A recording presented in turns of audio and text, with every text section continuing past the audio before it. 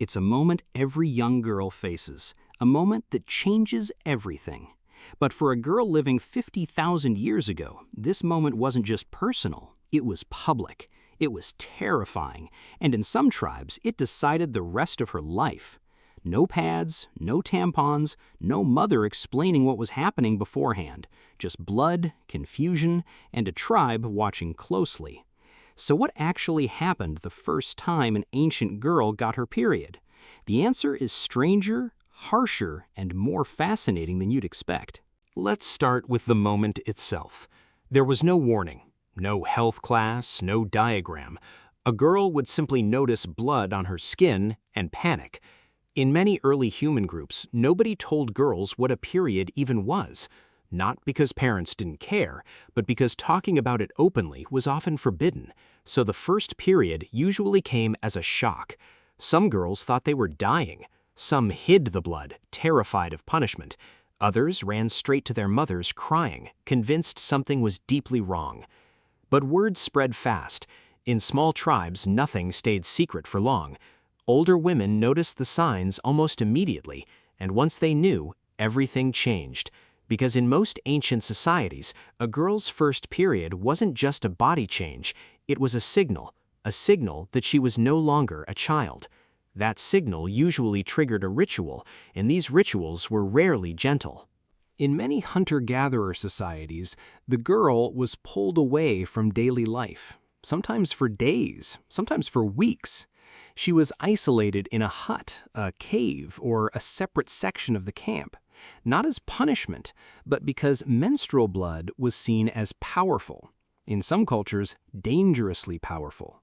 Some tribes believed a bleeding girl could weaken hunters' luck. Others believed she held spiritual energy strong enough to disturb the whole camp. So she was kept apart, watched closely, and quietly prepared for what came next.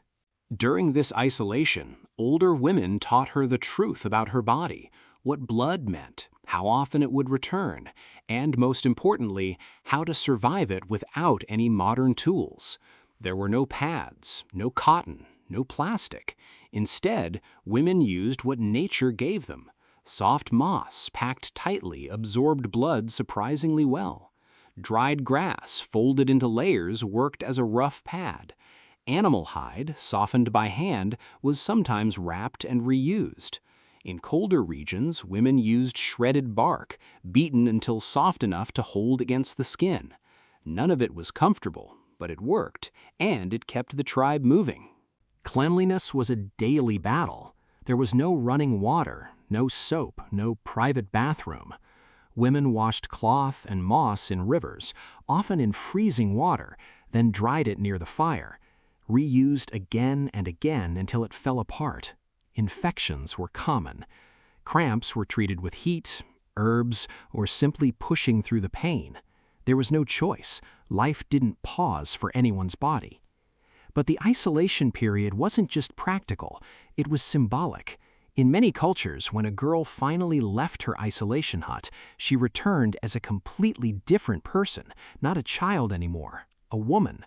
Some tribes marked this with a ceremony, body paint, new clothing, a new name in certain societies. Sometimes the whole tribe gathered to witness her return.